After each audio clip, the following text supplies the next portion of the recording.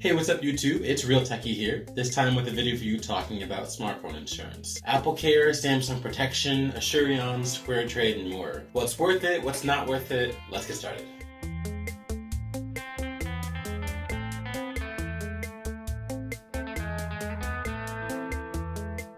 So, whenever you're about to buy a phone, you always hear things like, protect your investment. It's a guarantee, not an extended warranty. It covers your phone in case anything happens. What if your phone cracks? Or the repair would be XYZ expensive without any insurance? Or it covers loss and theft. What if you lose your device? And what if all these things happen? And you end up leaving the store, whether or not you bought insurance, unsure of your decision. What the heck do I do? Let's break it down. So there's different types of smartphone insurance that you can get, and I want to go through them with you all. So I want to break them up into type of device and then type of warranty. So basically we're going to start off with AppleCare, and that is available if you have an iPhone. So iPhone 8, iPhone 7, and iPhone XR are all covered under the same pricing umbrella in AppleCare Plus. And they all come with two types of AppleCare that is available for purchase. With any of the devices that you normally purchase, you'd normally get a 1-year manufacturer's warranty, unless you live in a state or if you live in a country that has really good consumer protection laws. So with AppleCare Plus, there's two different pricing umbrellas, like I said. The first one's going to be AppleCare Plus, and that covers 2 incidences of accidental damage, and that's going to be like if you break your screen, if you drop on the floor, if the back glass cracks, if you crack your camera lens, if anything like that, if it gets water damage or somehow, and basically that costs $149 if you have an iPhone 8 or an iPhone 7 or an iPhone XR, which comes out in just a couple months, or probably right when you are watching this video. And the iPhone XS and the XS Max costs $199 or $200 for that same type of AppleCare Plus. That's the 2 incidences of accidental damage. Now there are service fees or deductibles when you do break or incur some type of accidental damage, even if you have that extended warranty or that extended guarantee or that insurance. And that is going to be for the iPhone 8, 8 Plus, 7, 7 Plus, and XR, going to be the same deductibles, $29 if you crack the front glass, or $99 if you break anything else, as long as you still have it in one piece. And for the iPhone XS Max and the XS, it's going to be $29 for the front glass, $99 for anything else. Now there's a second type of AppleCare. AppleCare Plus with loss and theft for the iPhone 8, 8 Plus, 7, 7 Plus, and XR is going to cost $199. And if you do happen to lose it, it is going to cost you an additional $199. So you're talking about $400 for that device if you lose it. Now I don't think that is worth it. It is worth it to get the AppleCare Plus regular. I don't think it's worth it to get the loss plus damage. If you want to get that, you'll go ahead and probably skip to one of the links that are down in the description, or just skip a couple minutes ahead to a different kind of insurance. Now for the XS and the XS Max, it costs $299 for that same type of coverage for the loss and theft, and an additional $269 US for that incident fee if you do happen to lose it. So you're talking about a total amount of $569, which is nearly $600. Again, not worth it. If you are worried about loss and theft, I would probably skip ahead to a different part of this video. Yeah, so that basically covers the iPhone protection under AppleCare. Now moving on to carrier insurance. Most carriers or cell phone carriers like Verizon, AT&T, Sprint, and T-Mobile offer their own carrier insurance.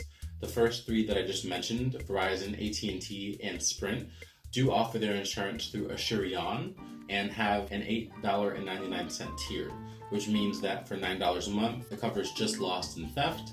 And I think that one will suit most people fine. That is the biggest worry and my concern. If you do break your screen, I would just suggest just being more careful, put a really good case on it, protect it, etc., etc. And that covers all smartphones, not just the iPhone X. So if you have a Samsung device, if you have a Google device, it covers those. Moving on, Samsung has Samsung Protection Plus, which costs $11.99. Now that's going to cover, you break the device so long as you still have it and it's in one piece. So that covers the S8, S8 Plus, S9, S9 Plus, and the Note 8 and the Note 9 as well. So it covers all of those phones, $12 a month for as long as you would like to have it, not just a 2-year maximum. And the deductible for that is $99 regardless of what happens to it. So it does not differentiate between breaking the device and just cracking the glass, for instance. It's the same service fee regardless. I think it's also not worth it to get that one. I would just recommend doing the carrier insurance. Now, one note about carrier insurance is sometimes they are notably difficult to deal with. For instance, the first 3 that I mentioned, Verizon, AT&T, and Sprint, use Asurion, and they have iffy customer service. Unless you can get to a manager, you really have to fight for yourself if you're going to want to get something done the way you want to. Most of the time it's fine, but sometimes they have been known to ship devices that aren't 100% working or are remanufactured, or in a couple cases that I've seen, not even real iPhones. I've seen someone with a fake iPhone 5S before. Legit, it looks so weird. I don't know. I would recommend for any of you that are worried about dealing with Asurion, if you've dealt with them in the past, it's worth it just for the loss and the theft protection and the fact that you're only paying $9 a month. Now, the deductible on that is usually about $250 to $299 depending on the carrier you have. But again, just $9 a month. Carry that out over a year, you're talking about $108. Over 2 years, you're talking about $216. That's not too bad in my opinion. It's still below, if you have an iPhone XS, that $299 that you are spending. So I would recommend just doing that on the simple basis that you can pay for it monthly. And if you don't lose it, you don't have to worry about anything like that. Next is going to be if you have any other type of device. For instance, Google has their protection for, I believe, $99. That one is worth it 100% without a doubt. If you have a Google Pixel, go with that. Or if you're worried about the loss and the theft, then go ahead and do the Asurion like I was talking about.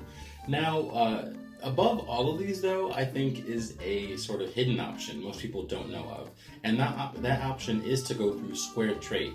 So if you go to squaretrade.com, I don't have any affiliate links or anything like that. Maybe I should. But basically, Squaretrade costs you $8.99 a month. It covers any smartphone, and the deductible is a flat service fee of $149 for any kind of damage. Now, I think that one is the most worth it because honestly, just protect your phone with a case. You don't have to worry about anything, but if something does happen, knowing that the deductible is a flat service fee of $150, it's less than most of the other ones unless you're getting AppleCare. And even then, AppleCare would have already cost you more than than $9 a month anyway. So I think that's the best option for most people, unless you have an iPhone 7 or an iPhone 8 and you are just doing the regular AppleCare Plus without the theft and loss. So to reiterate my point one more time, if you have an iPhone 8 series, 8 Plus, 7, 7 Plus, or 10R, the regular AppleCare Plus is worth it if you're not worried about the loss and the theft. If you are worried about loss and theft, then you could go ahead and go with the Asurion in that case. Now for the iPhone XS, XS Max, I would not recommend AppleCare Plus or AppleCare Plus loss and theft.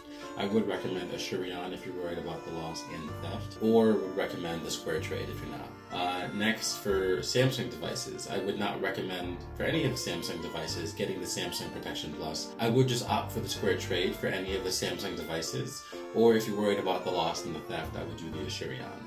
Now, and one more time, for the Google Pixel, I would recommend just doing the Google warranty if you're not worried about loss and theft, Asurion through carrier insurance. Now, this is all for people who are buying their phones on monthly services. That will work for most people. Now, there is a sort of hidden option for those of you out there that purchase their phones outright. They buy them for their full retail cost and maybe don't upgrade all the time.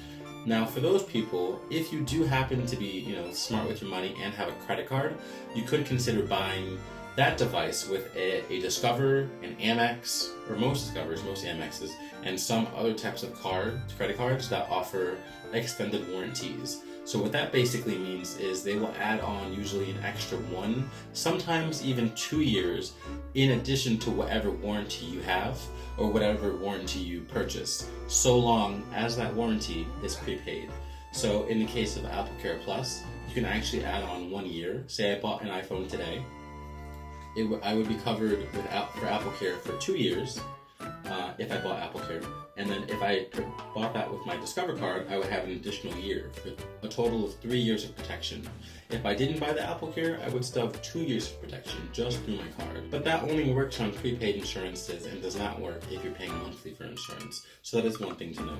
So if you can prepay your insurance, then that would work in that case. Now, there is sort of a sixth option, or I don't know what number we're on, but whatever number, there is another option for those of you out there who are more protective with your stuff, or who are considering switching to a more frugal point of view, which is put a good case on your device. Get a couple different types of cases, really. If you want to look at your phone or bring it out to dinner one day just to have it, bare without any case on, I would recommend getting a thin case. Search eBay or like Amazon or something. Don't get the cheapest thing you find. Maybe go to Walmart. Just check around, see what you can find, and just get yourself a good case. I don't personally use screen protectors, but I would recommend it if you are someone who would be extremely upset if you cracked your screen and would be less than willing to get a new screen put on there if you didn't have warranty on there. I would do a screen protector in that case. If I break my screen, I totally take ownership of that, and I would 100% without a doubt buy a new screen, put a new one on there, and I wouldn't be one to leave it broken. And I'm usually very protective with my stuff. I actually have a very bulky case on it right now. So yeah, that's pretty much it for this video. Thank you so much for watching. Comment, rate, and subscribe. I would recommend sending this to someone if they are considering buying a phone. I really don't want you all going out there unprepared for some of these sales tactics, because they can be really intense sometimes. Like, I know I won't even mention, but a particular carrier store sometimes can get very intense with their sales tactics. And even a place like an Apple store, they sort of present you with these possibilities of what could happen if, etc., etc., etc. Don't feel bullied into buying anything. Don't feel coerced into buying anything. Don't feel guilty about not getting insurance if that is what your heart contends. Get a good case. Don't worry about it.